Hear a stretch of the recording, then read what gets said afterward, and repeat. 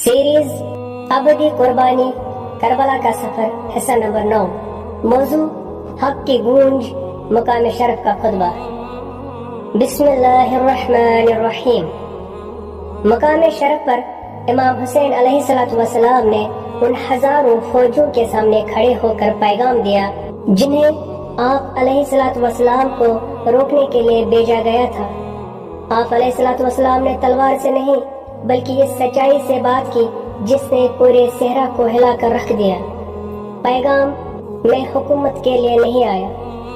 इमाम अलैहिस्सलाम ने इन्हें उन खतूत की याद दिलाई जो इन्होंने आप अलैहिस्सलाम की रहनुमाई के लिए भेजे थे। आप अलैहिस्सलाम ने फरमाया, मैं फसाद फैलाने या हुकूमत हासिल करने नहीं आया, मैं सिर्फ नेकी का हुक्म देने, बुराई से रोकने और अपने जद अमजद सल्लल्लाहु अलैहि वसल्लम की सुन्नत पर अमल करने आया हूँ।